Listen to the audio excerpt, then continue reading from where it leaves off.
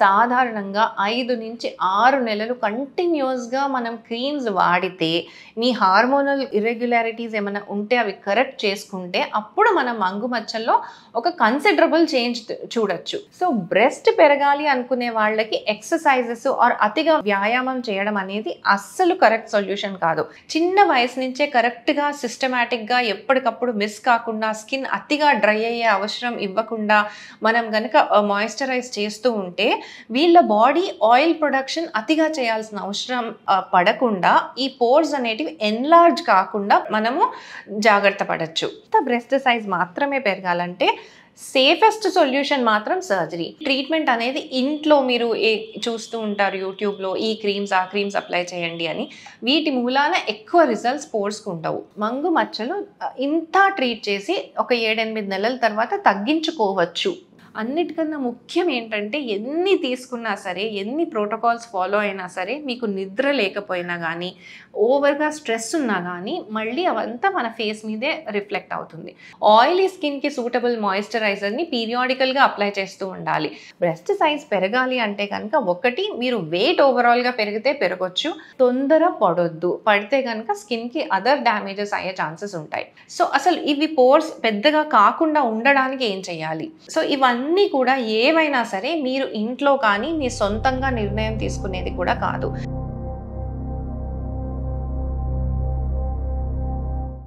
Hello, నేను doctor Deepti, consultant plastic surgeon, eternal aesthetics. వ్యాయామం చేసినప్పుడు, ఎక్సర్సైజెస్ చేసినప్పుడు మనం సాధారణంగా ఏం చూస్తాము? ఫ్యాట్ తగ్గడం చూస్తాం. బ్రెస్ట్ టిష్యూ అనేది 70% ఫ్యాట్ టిష్యూవే ఉంటుంది. ఒక 20-30% మాత్రం పాలిచ్చే గ్లాండ్స్ ఆర్ బ్రెస్ట్ గ్లాండ్ ఉంటుంది. సో మనం వ్యాయామం చేసినప్పుడు ఒకటే ఒక టిష్యూ పెరుగుతుంది, అదేంటది? మజిల్. కానీ మన బ్రెస్ట్లో మజిల్ అనేది ఏమి ఉండదు. సో ఏం పెరుగుతుంది? మనకి వ్యాయామం చేసినప్పుడు మనం ఐడియల్గా ఏం చూస్తామంటే బ్రెస్ట్ టిష్యూ వర్క్ కన్సర్న్ అయితే కనుక తగ్గడం చూస్తాం, సైజు పెరగడం చూడం. కానీ మనకి ఎందుకు పెరిగినట్లు ఒక ఇల్యూజన్ ఎందుకు అనిపిస్తుంది అంటే బ్రెస్ట్ వెనకాల చెస్ట్ మజిల్స్ ఉంటాయి. అది మగవాళ్ళకి ఆడవాళ్ళకి అందరికీ ఉంటాయి. మనం మగవాళ్ళు ఎక్సర్సైజ్ చేసినప్పుడు చూస్తే కనుక వాళ్ళకి చెస్ట్ బాగా ఎక్సర్సైజ్ చేసిన వాళ్ళకి ఒక చెస్ట్ మజిల్ ఏదైతే ఒక స్క్వేర్ షేప్లో పెరుగుతుందో ఆడవాళ్ళకు కూడా ఆ చెస్ట్ మజిలే పెరుగుతుంది. సో అది పెరిగినప్పుడు బ్రెస్ట్ కొంచెం ముందుకు వచ్చి సైజ్ పెరిగినట్లు అనిపిస్తుంది. ఇంకొకటి మన సర్కంఫరెన్స్, చెస్ట్ సర్కంఫరెన్స్ టేప్తో చూసుకుంటే పెరిగినట్లు ఉంటుంది, ఎందుకంటే మజిల్ పెరుగుతుంది. కానీ ఉత్త బ్రెస్ట్ మాత్రం యాక్చువల్లీ చెప్పాలంటే సైజ్ కొంచెం తక్కువే అవుతుంది అన్నమాట. ఇది చూడడానికి అంత అందంగా ఉండే పరిస్థితి కాదు, ఎందుకంటే ఆడవాళ్ళకి అంత స్క్వేర్ షేప్ మజిల్ పెరిగి బ్రెస్ట్ చిన్నగా అయిందనుకోండి, వాళ్ళకి అవుట్లుక్, వాళ్ళ బట్టల్లోని వాళ్ళ అవుట్లుక్ ఒక మగవాళ్ళకు ఉండే అవుట్లుక్ ఆర్ మగవాళ్ళకు ఉండే వైడ్ బాడీ వచ్చినట్లు ఉంటుంది. అది ఆడతనం ఆర్ ఫెమినిటీని కొంచెం తగ్గిస్తుంది. సో బ్రెస్ట్ పెరగాలి అనుకునే వాళ్ళకి ఎక్సర్సైజెస్ ఆర్ అతిగా వ్యాయామం చేయడం అనేది అస్సలు కరెక్ట్ సొల్యూషన్ కాదు. ఇన్ఫ్యాక్ట్ అది నెగటివ్ అవుతుంది అన్నమాట. బ్రెస్ట్ సైజ్ పెరగడానికి మందులు ఇవి కూడా కరెక్ట్ సొల్యూషన్స్ కావు, ఎందుకంటే బ్రెస్ట్ అనేది ఉత్త హార్మోనల్ బేస్డ్ టార్గెటెడ్ గ్రోతే అవుతుంది బ్రెస్ట్కి. సో ఈ హార్మోన్స్ కోసం మనం మందులు పెడితే అది బాడీ మొత్తం ఎఫెక్ట్ చూపిస్తుంది, కాబట్టి మనకు అది కరెక్ట్ సొల్యూషన్ అది కూడా కాదు. బ్రెస్ట్ సైజ్ పెరగాలి అంటే కనుక ఒకటి, మీరు వెయిట్ ఓవరాల్గా పెరిగితే పెరగొచ్చు, అది ఎవరికి వద్దనుకుంటాం. కాబట్టి ఉత్త బ్రెస్ట్ సైజ్ మాత్రమే పెరగాలంటే సేఫెస్ట్ సొల్యూషన్ మాత్రం సర్జరీ. ఈధర్ మనం ఇంప్లాంట్స్ కన్నా వెళ్ళాలి, లేదా ఫ్యాట్ ట్రాన్స్ఫర్. ఇంప్లాంట్స్ అంటే ఎక్స్టర్నల్గా ఒక ఇంప్లాంట్ తీసుకొచ్చి మనం ఆ బ్రెస్ట్ ప్లేస్లో పెడతాం, అది బ్రెస్ట్ షేప్లో ఉంటుంది. సో అది కరెక్ట్గా బ్రెస్ట్ షేప్లో ఉంటుంది కాబట్టి ఆ ఫెమినిటీ బాగుంటుంది, ఆ షేప్, బాడీ షేప్ బాగుంటుంది. లేదా కొంతమంది ఎక్కువ సైజ్ ఇంక్రీజ్ వద్దు అనుకునే వాళ్ళకి ఫ్యాట్ ట్రాన్స్ఫర్, అంటే మన బాడీలోంచి ఎక్కడి నుంచైనా కొంచెం ఫ్యాట్ తీసి దాన్ని ప్రాసెస్ చేసి ఇంజెక్షన్తో బ్రెస్ట్లో పెడతాం, అప్పుడు కూడా కొంచెం సైజ్ పెరుగుతుంది. ఇంప్లాంట్ అంత కరెక్ట్ షేప్ రాకపోయినా ఒక నార్మల్ మంచి increase in breast, exclusive breast వరకు పెరుగుతుంది. ఈ ఓవరాల్గా చెస్ట్ మజిల్స్ పెంచుకొని అలా బ్రెస్ట్ సైజ్ పెరిగించుకోవడం అనేది అమ్మాయిలకి ఒక గుడ్ అవుట్లుక్ ఇచ్చే షేప్ అయితే కాదు. ఓపెన్ పోర్స్ అని ముఖం మీద చిన్న చిన్న రంధ్రాలు మన చీక్స్ మీద, చిన్ మీద సాధారణంగా మనకు డెవలప్ అవుతూ ఉంటాయి. అవి చూడడానికి కొంచెం స్కిన్‌ని ముదురుగా కనిపించి అందాన్ని కొంచెం తగ్గించే అవకాశాలు ఉంటాయి. స్కిన్‌లో షైన్ కూడా కొంచెం తగ్గుతుంది ఉన్నప్పుడు. ఇవి తగ్గించడం అనేది చాలా కష్టము అని మనం వింటాము. అండ్ నిజంగానే కొంచెం ఇబ్బంది పడుతూ ఉంటాం దాని మూలాన. అసలు ఇవి ఎలా వస్తాయి? ఎలా వీటిని తగ్గించుకోవచ్చో ఇవాళ చూద్దాం. స్కిన్‌లో మన చర్మం ఎప్పుడైనా న్యాచురల్ ఆయిల్స్ ప్రొడ్యూస్ చేయడానికి ట్రై చేస్తుంది. అలా చేసినప్పుడు ఏంటంటే, ఆ స్కిన్‌కి ఆ ఆయిల్స్ అన్నీ ఒక ప్రొటెక్టివ్ లేయర్ లాగా, బ్యారియర్ లాగా ఉంటాయన్నమాట. సో, ఈ ప్రాసెస్‌లో ఆయిల్ ప్రొడ్యూస్ చేయడానికి పోర్స్ అని డెవలప్ అవుతాయి అన్నమాట. ఒక్కొక్కసారి ఈ పోర్స్ కొంచెం పెద్దగా, కంటికి కనిపించేంత పెద్దగా డెవలప్ అవ్వచ్చు. వీటిని ఓపెన్ పోర్స్ అంటారనమాట. కొంతమందికి ఎందుకు పెద్దగా వస్తాయి, అందరికీ ఎందుకు రావు అంటే, ఆయిల్ ప్రొడక్షన్ హెల్తీగా ఉన్న వాళ్ళకి ఇవి వస్తాయి. ఒక రకంగా పోర్స్ స్కిన్‌కి ప్రొటెక్టివ్ బ్యారియరే. ఎందుకంటే వాటి నుంచి మంచి ఆయిల్ ప్రొడక్షన్ అయ్యి పోర్స్ ఎక్కువగా పెద్దగా ఉన్నవాళ్ళు తక్కువగా ఏజ్ అవుతారన్న ఒక నానుడి కూడా ఉందన్నమాట. సో, ఈ పోర్స్ అనేటివి ఆయిల్ ప్రొడక్షన్ కోసమే పెద్దగా డెవలప్ అవుతాయి. బాగా డ్రై స్కిన్ ఉండే వాళ్ళకి మనం అంత ఎక్కువ పోర్స్ ప్రొడక్షన్ చూడము వాళ్ళకి. ఇంకొక పరిస్థితి ఏంటంటే జెనెటిక్ రీజన్స్. మన ఇంట్లో ఆల్రెడీ ఇదే స్కిన్ ప్యాటర్న్ అందరికీ ఉందనుకోండి, మనకు కూడా అలాగే పెద్ద పెద్ద పోర్స్ వచ్చి దాని నుంచి ఆయిల్ ప్రొడక్షన్ అవుతుంది. సో, అసలు ఇవి పోర్స్ పెద్దగా కాకుండా ఉండడానికి ఏం చేయాలి? ఫస్ట్ థింగ్, స్కిన్‌కి ఆయిల్ ఓవర్‌గా ప్రొడ్యూస్ చేసే అవసరం లేకుండా చూసుకోవాలి. ఏంటివవి? బాగా వాటర్ తాగాలి. హైడ్రేషన్, స్కిన్ హైడ్రేషన్ లోపటి నుంచి బయట నుంచి కరెక్ట్‌గా ఉండాలి. బయట నుంచి హైడ్రేట్ చేసేటప్పుడు చిన్నప్పటి వయసు నుంచే వాళ్ళకి ఎప్పటికప్పుడు పీరియాడికల్‌గా వాళ్ళకి సూటబుల్ మాయిశ్చరైజర్‌ని అప్లై చేస్తూ ఉండాలి. చిన్న వయసు నుంచే కరెక్ట్‌గా సిస్టమాటిక్‌గా ఎప్పటికప్పుడు మిస్ కాకుండా, స్కిన్ అతిగా డ్రై అయ్యే అవసరం ఇవ్వకుండా మనం గనక మాయిశ్చరైజ్ చేస్తూ ఉంటే వీళ్ళ బాడీ ఆయిల్ ప్రొడక్షన్ అతిగా చేయాల్సిన అవసరం పడకుండా ఈ పోర్స్ అనేటివి ఎన్లార్జ్ కాకుండా మనము జాగ్రత్త పడొచ్చు. సో, ఈ స్కిన్ కేర్ అనేది చిన్న వయసు నుంచే మొదలు పెట్టుకొని మన స్కిన్ ఎక్కువ హార్ష్ ఎన్విరాన్మెంట్స్‌కి ఎక్స్‌పోజ్ కాకుండా దాని ఎక్కువ అవసరానికి మించి ఆయిల్ ప్రొడ్యూస్ కాకుండా చూసుకుంటే మనం పోర్స్ పెద్దగా కాకుండా చూసుకోవచ్చు. సరే, ఒకవేళ జెనెటిక్ రీజన్స్ మూలానో ఆర్ ఆల్రెడీ జరిగిన విషయాల మూలానో ఆయిల్ ఎక్కువ ప్రొడ్యూస్ అయ్యి పోర్స్ ఎన్లార్జ్ అయ్యి కంటికి కనిపించేంత స్థితిలో ఉంటే కనుక, అండ్ ఏజ్‌తో కూడా సాధారణంగా పోర్స్ ఎన్లార్జ్ అవుతాయి. కంటికి కనిపించే పరిస్థితిలో ఉన్నప్పుడు మనం ఏం చేయాలి? ఈ పోర్స్ అనేటివి నార్మల్ ట్రీట్మెంట్స్‌కి వాటికి తగ్గడం కానీ, చిన్నగా అవడం కానీ సాధారణంగా జరగదు. అండ్ వీటి ట్రీట్మెంట్ అనేది ఇంట్లో మీరు చూస్తూ ఉంటారు యూట్యూబ్‌లో ఈ క్రీమ్స్, ఆ క్రీమ్స్ అప్లై చేయండి అని.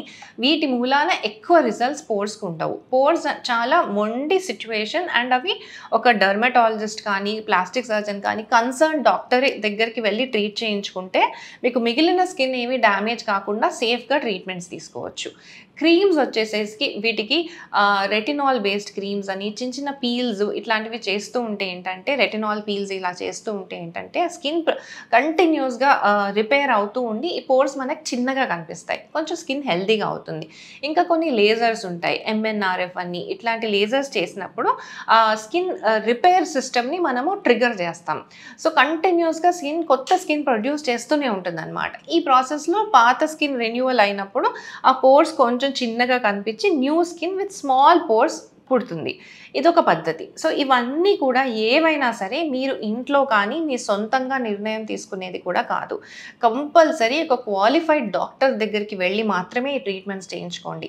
అతిగా ఈ ట్రీట్మెంట్స్ చేయించుకున్నా కానీ, అవసరానికి మించి చేయించుకున్నా కానీ మిగిలిన స్కిన్ అంతా డ్యామేజ్ అయ్యి ఓవరాల్గా skin collagen structure of the skin damage అయ్యే ఛాన్సెస్ చాలా ఎక్కువగా ఉంటాయన్నమాట.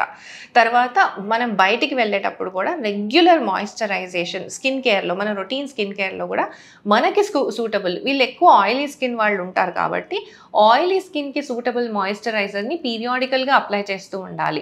కుదిరినంత వరకు ఫ్రెష్ వాటర్తోని ఫేస్ ఇలా డ్యాబ్ చేసుకుంటూ ఉండాలి. సోప్ ఎక్కువ వాడద్దు, కానీ ఫ్రెష్ వాటర్తోని ఇలా ఫేస్ని డ్యాబ్ చేసుకుంటూ ఉంటే ఆయిల్ ప్రొడక్షన్ ఆటోమేటిక్గా క్లియర్ అవుతూ ఉంటుంది. మళ్ళీ వాడే ఫేస్ వాష్ కానీ, మాయిశ్చరైజర్ కానీ అన్ని ఆయిలీ స్కిన్ డైరెక్టెడ్గా స్పెసిఫిక్గా వాడుకుంటే అవి అవి ఆయిల్ ప్రొడక్షన్ని కంట్రోల్ చేసి పోర్స్ మరీ అతిగా ఎన్లార్జ్ అవ్వకుండా హెల్ప్ చేస్తుంది. సో ఈ వేరియస్ పద్ధతులన్నీ పాటించుకుంటూ కరెక్ట్గా ఉండి రెగ్యులర్గా మాయిశ్చరైజేషన్, స్కిన్ కేర్ కరెక్ట్గా ఉంటే మీకు ఆల్రెడీ ఎన్లార్జ్ అయిన పోర్స్ కూడా మనకి చిన్నగా కనిపించి చూడటానికి అందంగా కనిపించచ్చు. ఇంకొక చిన్న హ్యాక్ ఏంటంటే మేకప్ వేసుకునే వాళ్ళకి పోర్ కవరింగ్ మేకప్ అని ఉంటుందన్నమాట. ఈ పోర్ కవరింగ్ మేకప్తో కూడా ఆ క్రీమ్స్ ఏవైతే ఉన్నాయో ఆ పోర్స్లో కరెక్ట్గా కూర్చొని ఒక ఈవెన్ సర్ఫేస్ ఇస్తుంది. సో కెమెరాని ఫేస్ చేసే వాళ్ళు ఈ ప్రైమర్ ఫస్ట్ వేసుకొని తర్వాత ఫౌండేషన్స్ వేసుకుంటే మీకు పోర్స్ అనేటివి అట్లీస్ట్ కెమెరా ముందైతే మనం కంప్లీట్గా ఫేడ్ చేసేయచ్చు. సో ఈ టిప్స్ అన్నీ ఫాలో అయితే మీకు ఒకవేళ మీకు అసలు ఫస్ట్ పోర్స్ రాకుండా చూసుకోవచ్చు. ఒకవేళ వచ్చినా కూడా వాటిని ఎంత కుదిరితే అంత ట్రీట్ చేసుకొని ఎంత తక్కువ విజిబిలిటీ ఉంటే అంత తక్కువ విజిబిలిటీతోని స్కిన్ నీట్గా గ్లో అయ్యేలాగా చూసుకోవచ్చు. మంగు మచ్చలు చాలా మందిని మానసికంగా ఇబ్బంది పెట్టి ముఖం మీద నల్లటి చారల్లాగా పడే ఈ మంగు మచ్చల్ని ఎలా తగ్గించుకోవచ్చు? మంగు మచ్చలు అనేవి ఒక వయసు పైబడిన వాళ్ళకి సహజంగా మనం ముఖం మీద చూస్తుంటాం. బటర్ఫ్లై స్కార్స్ అంటాం. ఇట్లా బటర్ఫ్లై లాగా పడతాయి ముఖం మీద, నల్లగా ఉండి అవి ముఖ అందాన్ని చాలా వరకు తగ్గిస్తాయి. ఈ మంగు మచ్చలు ఒక వయసు తర్వాత లేదా ప్రెగ్నెన్సీలో ఆడవాళ్ళకి మొదలవ్వడం ఇవి చూస్తాం. మగవాళ్ళకి ఆడవాళ్ళకి కూడా మంగు మచ్చలు వస్తాయి. యూజువలీ మంగు మచ్చలు అనేటివి హార్మోనల్ డిస్టర్బెన్సెస్ వచ్చినప్పుడు వస్తాయి. ఇవి మనము ప్రెగ్నెన్సీస్లో చూస్తాము, మళ్ళీ టీనేజ్ అమ్మాయిల్లో చూస్తాము. ఈ హార్మోనల్ డిస్టర్బెన్స్ ఎక్కడెక్కడైతే వస్తాయో అవి మంగు మచ్చలకి మనకి ట్రిగర్ చేస్తాయి అన్నమాట. సో అసలు ఈ మంగు మచ్చల్ని తగ్గించవచ్చా లేదా? నిజం చెప్పాలంటే మంగు మచ్చల్ని ఇవి చాలా మొండి మచ్చలు అండ్ వీటిని తగ్గించే పద్ధతి చాలా లిమిటెడ్ ఆప్షన్స్ ఉంటాయి మనకి. అండ్ పూర్తిగా తగ్గియడం అనేది సాధారణంగా కుదరదనే చెప్పాలి. అయితే వీటికి అసలు ఏం చేయాలి ఇలా ఉన్నప్పుడు? ఫస్ట్ థింగ్ మనకి హార్మోనల్గా ఏమైనా డిస్టర్బెన్సెస్ ఉన్నాయేమో చెక్ చేసుకోవాలి. అది మీ డాక్టర్ చూస్తారు మీరు వెళ్ళినప్పుడు. థైరాయిడ్ కానీ ఏదైనా బాడీలో స్టిరాయిడ్ అప్ అండ్ డౌన్ కానీ ఇలాంటివి ఏమన్నా అయినప్పుడు కంపల్సరీ మనం మంగు మచ్చల్ని ట్రీట్ చేస్తున్నప్పుడు ఈ బ్లడ్ కరెక్షన్స్ కూడా చేసుకుంటేనే ట్రీట్ అయిన మంగు మచ్చల్ని మనం ప్రొటెక్ట్ చేసుకోవచ్చు, మళ్ళీ రాకుండా చూసుకోవచ్చు. సో ఫస్ట్ హార్మోనల్ ప్రొఫైల్ అంతా చెక్ చేసుకొని ఆ హార్మోనల్ ప్రొఫైల్ ఏమన్నా పైకి కిందకి ఉంటే కనుక అవి కరెక్ట్ చేసుకోవడానికి ఒక కరెక్ట్ డాక్టర్ దగ్గరికి వెళ్ళాలి. తర్వాత అవి కరెక్ట్ అవుతున్న ప్రాసెస్లో వీటికి ఈ మచ్చలకి మీ డాక్టర్ సాధారణంగా ఒక మైల్డ్ పీలింగ్ యాక్షన్ ఉన్న ఫేస్ వాష్ కానీ లేదా కొన్ని డ్రగ్స్, స్పెసిఫిక్ డ్రగ్స్ ఉంటాయి, ట్రనెక్సిమిక్ యాసిడ్ ఇట్లాగా పీల్ చేసే డ్రగ్స్, ఇలాంటి బేస్ ఉన్న డ్రగ్స్ మీ డాక్టర్ మీకు ప్రిస్క్రైబ్ చేస్తారు. ఇవి రెగ్యులర్గా పెడుతూ ఉండండి. మీకు వెంటనే ఫస్ట్లో యాక్చువల్గా అయితే మంగు మచ్చలు తగ్గడం కన్నా పెరిగినట్లు అనిపిస్తాయి. ఎందుకంటే పైన ఉన్న సూపర్ఫిషియల్ స్కిన్ మెల్లగా వెళ్ళిపోయి లోపల ఉన్న డీపర్ పిగ్మెంట్ ఇంకా బయటకు వస్తుంది. సో అప్పుడు నిరాశ పడకుండా కంటిన్యూ చేయండి. చాలామంది ఈ స్టేజ్లో ట్రీట్మెంట్ ఆపేస్తారు. అది కరెక్ట్ కాదు. ఎవరికైనా మొదట్లో కొంచెం పెరిగినట్లుంటుంది. సో ఆ టైంలో నిరాశ పడకుండా కంటిన్యూ చేయాలి. సాధారణంగా 5 నుంచి 6 నెలలు కంటిన్యూస్గా మనం క్రీమ్స్ వాడితే మీ హార్మోనల్ ఇర్రెగ్యులారిటీస్ ఏమైనా ఉంటే అవి కరెక్ట్ చేసుకుంటే అప్పుడు మనం మంగు మచ్చల్లో ఒక కన్సిడరబుల్ చేంజ్ చూడొచ్చు. అంతకు ముందు జరగదు. అండ్ అంత త్వరగా ఎక్స్పెక్ట్ కూడా చేసి హార్ష్గా ఏమీ కెమికల్స్ మీరు ఫేస్ మీద పెట్టొద్దు. దాని మూలన ఫేస్ ఇంకా డ్రై అయిపోయి ఇంకా ఎక్కువ ఏజ్ ఆర్ ఈ మచ్చలు ఇంకా స్ప్రెడ్ అయ్యే ఛాన్సెస్ ఎక్కువ ఉంటాయి. తర్వాత ఈ క్రీమ్స్ కొంచెం వాడడం మొదలు పెట్టాక మీ డాక్టరే సహజంగా మీకు లేజర్స్ ప్రిస్క్రైబ్ చేస్తారు. పర్టికులర్గా ఇక్కడ ఏదైతే ఈ డిపాజిట్ అయిన పిగ్మెంట్ ఉంటుందో వాటిని టార్గెట్ చేస్తూ క్యూ స్విచ్ లేజర్స్ అని చేస్తాం మనం.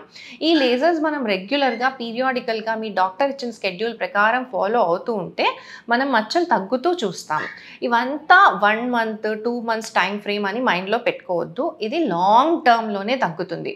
అండ్ తొందర పడొద్దు. పడితే కనుక స్కిన్కి అదర్ డ్యామేజెస్ అయ్యే ఛాన్సెస్ ఉంటాయి. ఇంకొక విషయం, మంగు మచ్చలు ఇంత ట్రీట్ చేసి ఒక 7-8 నెలల తర్వాత తగ్గించుకోవచ్చు. తగ్గించలేమని కాదు, సింపుల్ మచ్చలు అయితే ఈజీగా తగ్గిపోతాయి. అయితే ఇది ఫైనల్ సొల్యూషన్ కాదు. ఎందుకంటే మనం ట్రీట్మెంట్లో ఉన్నంతకాలం మంగు మచ్చలు తగ్గినట్లే ఉంటాయి. మళ్ళీ ట్రీట్మెంట్ ఆపేస్తే అవి తిరిగి వచ్చే అవకాశాలు 99% ఉంటాయి. సో అవి మీరు ట్రీట్మెంట్ని ఆపేసి ఇది నాకు ఇక్కడితోనే అయిపోయింది అని ఎప్పుడూ అనుకోవద్దు.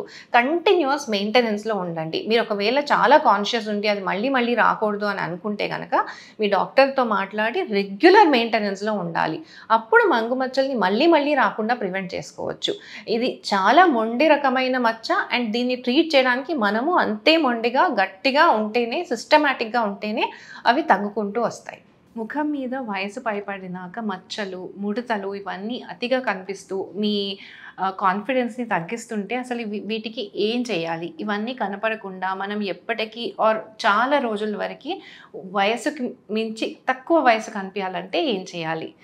ఫస్ట్ థింగ్ ఏంటంటే మనకి చిన్నప్పటి నుంచే ఒక కాన్షియస్నెస్ ఉండాలి స్కిన్ మీద. ఒక ఏజ్ వచ్చాక సడన్గా మనం ఏదో రెక్టిఫై చేసుకుందామంటే కుదరదు.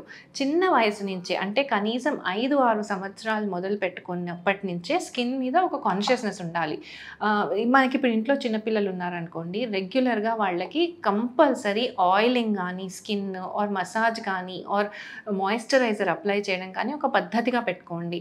ఎండలోకి వెళ్తున్నారు అంటే కంపల్సరీ ఆయిల్ అన్న అప్లై చేసి పంపించాలి, లేదా కిడ్స్ సన్ స్క్రీన్స్ అన్న అప్లై చేసి పంపించాలి.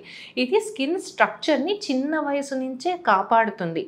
దాంట్లో free radical damage, oxidative stress అంటాం స్కిన్కి. అంటే ఎక్కువగా ఫ్యాక్టర్స్కి ఎక్స్పోజ్ అయితే లైక్ సన్ కానీ డ్రై ఎయిర్కి కానీ ఎక్స్పోజ్ అయితే స్కిన్ లోపల ఉండే ఆర్కిటెక్చర్ దెబ్బతింటుంది. చిన్న వయసులో అతిగా ఏసీలకి ఎక్స్పోజ్ చేయడం కూడా స్కిన్ టెక్స్చర్ని దెబ్బతీస్తుంది.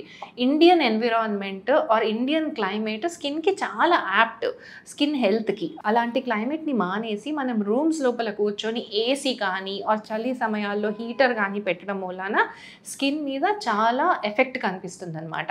సో మనము ఇవన్నీ మానేసి ఎప్పుడు normal environment, regular natural oil moisturisers ఇవన్నీ అప్లై చేస్తూ ఉంటే చిన్న వయసులో స్కిన్ బలంగా తయారవ్వి పెద్ద వయసు అయినాక త్వరగా ఏజ్ అవ్వకుండా హెల్ప్ చేస్తుంది. ఇంకొకటి యుక్త వయసు వచ్చేసాక వాళ్ళు కంపల్సరీ ఫుడ్ హ్యాబిట్స్ రెగ్యులర్గా చూసుకోవాలి. జంక్ ఫుడ్ ఇవి తినడం మూలాన కూడా స్కిన్లో ఎక్కువ డ్యామేజ్ డిపాజిట్ అవుతుంది, ఆక్సిడేటివ్ స్ట్రెస్. ఇదంతా అవి వాళ్ళు త్వరగా ఏజ్ అయినట్లు కనిపిస్తారు. హార్మోనల్ బ్యాలెన్సెస్ రెగ్యులర్గా ఉన్నాయా లేదా చూసుకోవాలి. ఈ టీనేజ్కి వచ్చేసరికి యాక్ని అవి వచ్చినాక మనం కేర్ తీసుకోకపోతే అవన్నీ గుంటలుగా పడి వాళ్ళు కూడా త్వరగా ఏజ్ అయినట్లు స్కిన్ అంతా లూజ్ అయిపోయి అది కూడా ఎర్లీ ఏజింగ్ లాగా కనిపిస్తుంది. సో యాక్ని అలా రాకుండా చూసుకోవాలి. వస్తే కనుక అవి త్వరగా మచ్చలు పడకుండా తగ్గేలాగా ఒక డాక్టర్ని కన్సల్ట్ చేసుకోవాలి. ఎప్పటికప్పుడు పీరియాడిక్గా మీరు కేర్ తీసుకుంటే తగిన సమయానికి మీకు స్కిన్ మంచిగా హెల్తీగా కనిపిస్తుంది. మనం 30s 20s అప్రోచ్ అయ్యేసరికి మన ఫేస్లో ఏజింగ్ సైన్స్ స్టార్ట్ అయిపోతాయి. Fine lines or age spots or సన్తో వచ్చే డ్యామేజ్, కలర్ తగ్గడం ఇవన్నీ సహజంగా లేట్ 20s నుంచి మనకి బయటికి కనిపిస్తాయి. సో ఈ టైంలో మనం ఏం చేయాలంటే ఫస్ట్ ఫుడ్ అనేది మంచి healthy food or balanced food మీద కాన్సన్ట్రేట్ చేయాలి. రెగ్యులర్గా యాంటీ ఆక్సిడెంట్ బేస్డ్ ఫుడ్స్ తీసుకున్నాం అనుకోండి, అంటే బెర్రీస్ ఇట్లాంటివి ఎక్కువ యాంటీ ఆక్సిడెంట్స్ ఉండేటట్లు చూసుకుంటే కనుక అవి వెళ్ళి ఆ ఫ్రీ రాడికల్ డ్యామేజ్, ఆ స్కిన్లో ఉండే ఎక్స్పోజర్ మూలాన వచ్చే డ్యామేజ్ని కౌంటర్ యాక్ట్ చేసి స్కిన్ హెల్దీగా ఉండేలాగా చేస్తుంది. వీటితో పాటు రెగ్యులర్గా మినిమల్ ఎక్సర్సైజ్, జిమ్కి వెళ్ళి గంటలు కష్టపడాల్సిన అవసరం లేదు. కనీసం వారంలో 3 నుంచి 4 రోజులు ½ an hour వరకు అన్నా ఎక్సర్సైజ్ చేస్తే ఏమైనా టాక్సిన్స్ ఉంటే స్కిన్లో స్వెట్ నుంచి బయటకు వచ్చేస్తాయి. సో ఈ స్కిన్ అంతా ఎప్పుడు క్లీన్గా ఉంటుంది. ఏ ప్రోడక్ట్స్ వాడినా కూడా మీ స్కిన్కి పడుతున్నాయా లేదా ఫస్ట్ కొన్ని రోజులు టెస్ట్ చేసుకొని వెళ్ళాలి. ఆయిలీ స్కిన్ నుండి డ్రై స్కిన్ ప్రోడక్ట్స్ వాడినా, డ్రై స్కిన్ నుండి ఆయిలీ స్కిన్ ప్రోడక్ట్స్ వాడినా కూడా స్కిన్ డ్యామేజ్ ఇంక్రీజ్ అవుతుంది. ఒక్కసారి మనకి ఇలా స్కిన్ డ్యామేజ్ అవుతూ ఉంటేనే ఆటోమేటిక్గా ఏజింగ్ సైన్స్ ఎర్లీగా వచ్చేస్తాయి. And makeup products compulsory, makeup products అన్నీ కూడా మేకప్ వెళ్ళి కరెక్ట్గా మన స్కిన్ పోర్స్లో కూర్చొని అవి క్లాగ్ చేస్తాయి మేకప్ని. ఆ పోర్స్ అన్నీ క్లోజ్ చేస్తాయి. అప్పుడే ఈవెన్ లుక్ రాగలుగుతుంది మేకప్లో. సో ఈ క్లాగ్ చేసిన పోర్స్ అన్నీ మనం కనుక నైట్ పడుకునే టైంకి వాష్ చేసి ఓపెన్ చేయకపోతే అవి బ్లాక్ అయిపోతే కనుక మళ్ళీ వాటి నుంచి యాక్నే ఆర్ ఎక్సెసివ్ డ్రైనెస్ అయిపోయి స్కిన్కి డ్రై స్కిన్ ఎక్కువ ఏజ్డ్గా కనిపిస్తుంది. సో ఈ మేకప్ని కరెక్ట్గా తీయడము, పడుకునేటప్పుడు మళ్ళీ స్కిన్కి ఒక నరిషింగ్ క్రీము, మాయిశ్చరైజింగ్ క్రీమ్ ఇలాంటివి పెట్టుకోవడం మూలాన ఎక్కువ రోజులు మన స్కిన్ యంగ్గా 20స్లో ఉన్నట్లు చూసుకోవచ్చు. తర్వాత 30 ఏళ్ళు దాటినప్పటి నుంచి ఇంకా డీపర్ లైన్స్ పడుతూ ఉంటాయి ఫేస్ మీద. సో మనం ఇవన్నీ జాగ్రత్తగా చూసుకుంటే ఈ 5 ఏళ్ల నుంచి 10 ఏళ్ల నుంచి ఎప్పటికప్పుడు పీరియాడికల్గా కేర్ తీసుకుంటే కనుక 30-35కి మనము ఎర్లీగా మనము రింకిల్స్ రావడం చూస్తాం. అది నార్మలే, అది ఎర్లీ ఏం కాదు, అది నార్మలే. సో ఈ రింకిల్స్ వచ్చినప్పుడు మనం ఏం చేయాలి? ఫస్ట్ ఇనిషియల్గా కొంచెం ప్లంపింగ్ క్రీమ్స్ ఉంటాయి, హైల్యూరోనిక్ యాసిడ్ క్రీమ్స్ అని. అవి కొంచెం ఫైన్ లైన్స్ని తగ్గిస్తాయి. ఇవి వాడడం మొదలు పెట్టుకోవచ్చు. వీటి తర్వాత బోటాక్స్ అని, ఫిల్లర్స్ అని ఏజ్ రిలేటెడ్గా మీ డాక్టర్ మీకు ప్రిస్క్రైబ్ చేస్తారు. ముడతలు అవి తక్కువ చేసి మజిల్స్ని రిలాక్స్ చేసేయడానికి ఇవి హెల్ప్ చేస్తాయి. మళ్ళీ ఇంకా ఏజ్ అయ్యే కొద్దీ లోపల ఉన్న ఫ్యాట్ మాస్ అంతా వెళ్ళిపోయి స్కిన్ అంతా కిందకి జారిపోతుంది. ఇలా మనకి ఒక ఎంటీ బ్యాగ్ అయినట్లు ఇలా జారిపోతుంది. ఇలాంటప్పుడు ఫిల్లర్స్ని కానీ లేదా మన బాడీలో ఉన్న ఫ్యాట్ని మళ్ళీ పెట్టేసి ఆ ఎంటీ స్పేస్ని ఫిల్ చేస్తాం. ఫిల్ చేసినప్పుడు అవంతా మళ్ళీ స్కిన్ పైకి లేసి టైట్ లుక్ వస్తుంది. సో ఇవన్నీ ఏజ్ రిలేటెడ్గా ఎప్పటికప్పుడు ఏమేమి స్టెప్ తీసుకోవడం కరెక్ట్ అనేది మీ డాక్టరే ప్రిస్క్రైబ్ చేస్తారు మళ్ళీ. సో డాక్టర్తోని ఎప్పుడు ఫాలోఅప్లో పెట్టుకోండి. ఒక డర్మటాలజిస్ట్ని, ఒక ప్లాస్టిక్ సర్జన్ని ఎప్పుడైనా మీరు టచ్లో ఉంచుకుంటే మీకు ఏ టైంకి ఎలాంటి స్కిన్ కేర్ అవసరం అనేది వాళ్ళు చూస్తారు. ఈ యాక్నే మార్క్స్ ఇవి ఉన్నాయనుకోండి, అవి కరెక్ట్గా మొత్తం మార్క్స్ పడిపోయాక, యాక్టివ్ యాక్నే ఉన్నప్పుడు కాదు, కంప్లీట్గా యాక్నే తగ్గిపోయి మార్క్స్ పడిపోయినాక వాటికి లేజర్స్ ఉంటాయి. ఈ లేజర్స్ ఏం చేస్తాయంటే ఈ యాక్నే స్కార్స్ అన్ని తీసేసి స్కిన్ని టైటన్ చేస్తాయి. సో అప్పుడు కూడా మనకి మంచిగా ఫైన్ లైన్స్, రింకిల్స్ అవన్నీ వెళ్ళిపోయి మంచి యంగ్ లుకింగ్ స్కిన్ వస్తుంది.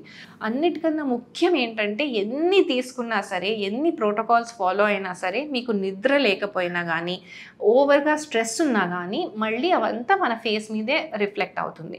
కంపల్సరీ ప్రతి మనిషి 8 నుంచి 9 గంటలు ప్రతిరోజు అన్డిస్టర్బ్డ్గా నిద్రపోగలగాలి. అప్పుడే అది మన స్కిన్లో రిఫ్లెక్ట్ అవుతుంది. బ్యూటీ స్లీప్ అని అంటాం కదా. సో ఆ బ్యూటీ స్లీప్ రాకపోతే కనుక అది కంపల్సరీ ఎర్లీ ఏజింగ్ సైన్స్కే తీసుకొస్తుంది. ప్రతిరోజు రాత్రి మన బాడీలో రిపేర్ హార్మోన్స్ ప్రొడ్యూస్ అవుతాయి. ఏ రోజైతే మనము సరిగా పడుకోమో ఆర్ లేట్గా పడుకుంటామో, లేట్ అంటే 9:30-10 దాటిన తర్వాత లేటే, ఇలా లేట్గా పడుకుంటామో ఆ రోజుకి మన రిపేర్ హార్మోన్స్ ప్రొడ్యూస్ అవ్వవు. సో కంపల్సరీ ఆ రోజు స్కిన్ డ్యామేజ్ రిపేర్ కాదు, అది పెండింగ్ పడిపోతుంది. సో స్లీప్ని ఎన్నడూ అవాయిడ్ చేయొద్దు.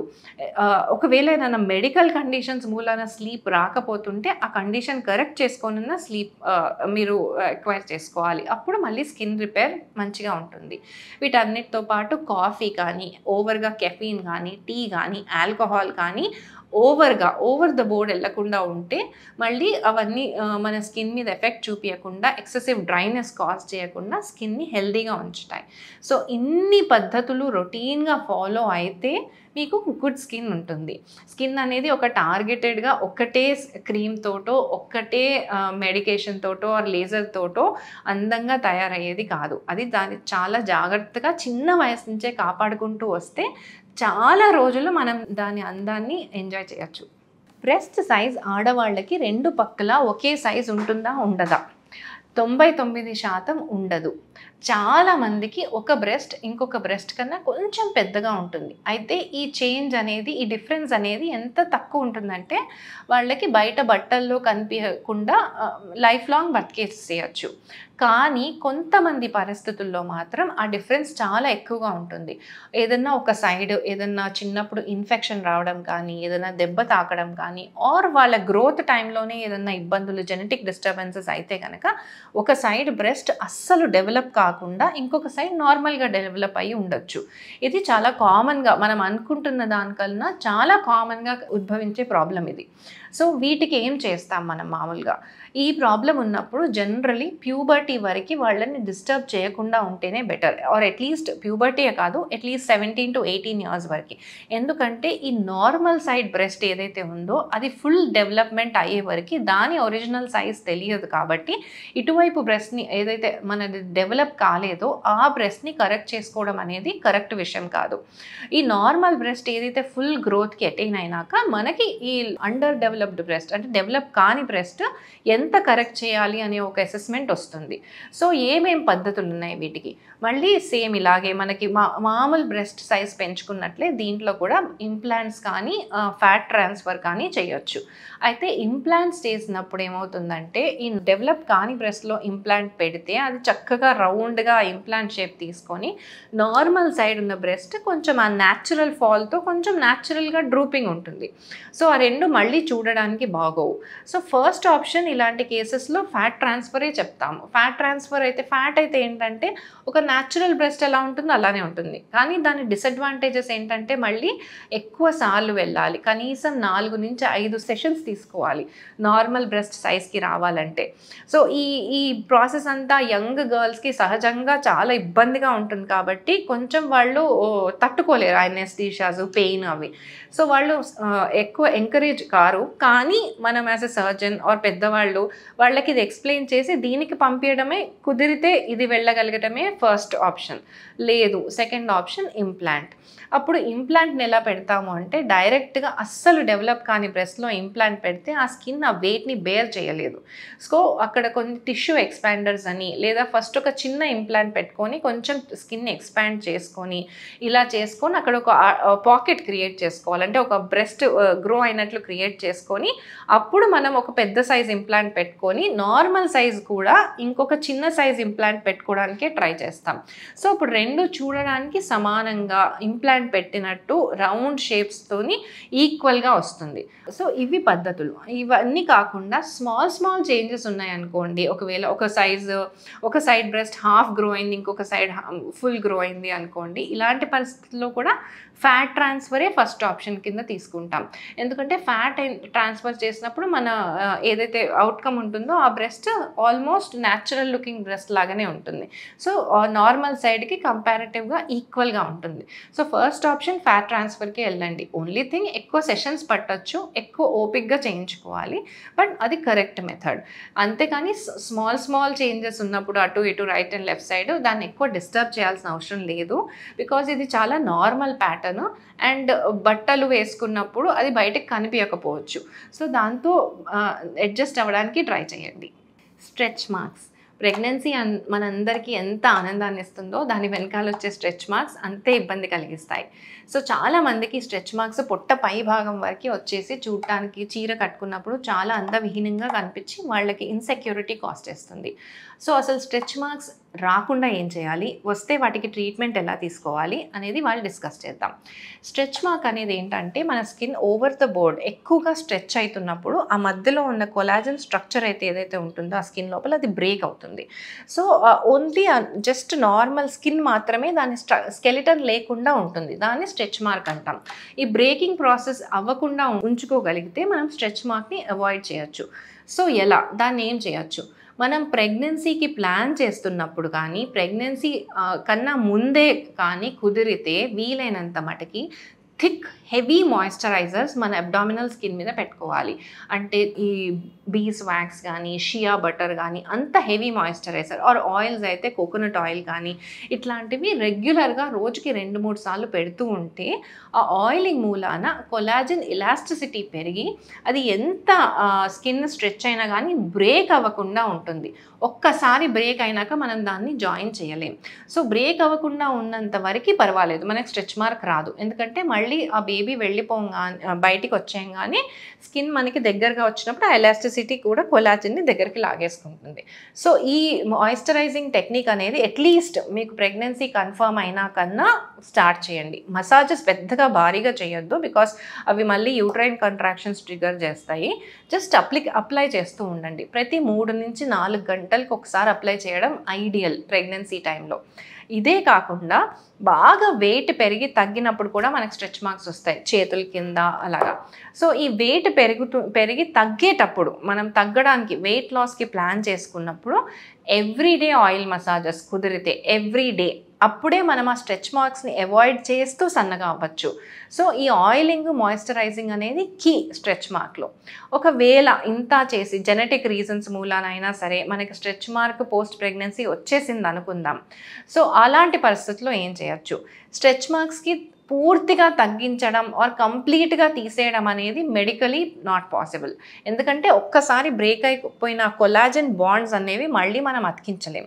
సో వీటికి తగ్గించడానికి చేయొచ్చు. స్కిన్ టైట్నింగ్ లేజర్స్ అని ఆర్ CO2 గ్యాస్ పంపించడం అని ఇట్లాంటివన్నీ ఏం చేస్తాయంటే ఈ బ్రేక్ అయిన బాండ్స్ మధ్యలో కొంచెం ఇన్ఫ్లమేషన్ కాజ్ చేసి దగ్గరికి తీసుకొస్తాయి.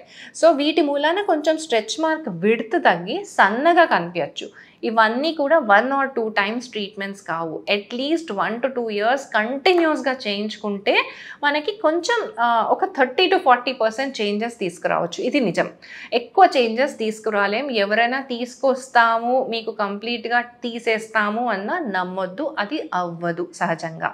క్రీమ్స్ అనేటివి కూడా ఒక్కసారి స్ట్రెచ్ మార్క్ వచ్చేసాక మనకి తగ్గించే క్రీమ్స్ ఏమి ఉండవు. ఎప్పుడైనా క్రీమ్స్ ఏవైనా మీరు వాడాలనుకుంటే స్ట్రెచ్ మార్క్ రాకముందే వాడుకోవాలి. ఇది కీ పాయింట్. ఏదన్నా బయట మీకు క్రీమ్స్ ఉన్నాయి స్ట్రెచ్ మార్క్స్ తగ్గిస్తాయి అని అనుకుంటే కనుక అది పనిచేయదు. ఎందుకంటే అక్కడ బాండ్ బ్రేక్ అయిపోయింది, అది అంటుకోవడానికి కుదరదు. So only thing skin tightening lasers కానీ కొన్ని పర్టికులర్ ట్రీట్మెంట్స్ ఉన్నాయి, అవి డాక్టర్సే చేస్తారు, మీరు ఇంట్లలో చేసుకునేది కుదరదు. వాటితోని కూడా ఒక 1 to 2 years రిలీజియస్గా మీరు ఫాలో అయితే ఒక 30 to 40% తగ్గించుకోవచ్చు. సో ఇది స్ట్రెచ్ మార్క్స్లో ఉన్న ప్రాబ్లం. ఎప్పుడైనా స్టార్టింగ్ రాకముందే మీరు ట్రీట్మెంట్ తీసుకోవడానికి ట్రై చేయండి, అది మీకు బెటర్గా హెల్ప్ చేస్తుంది.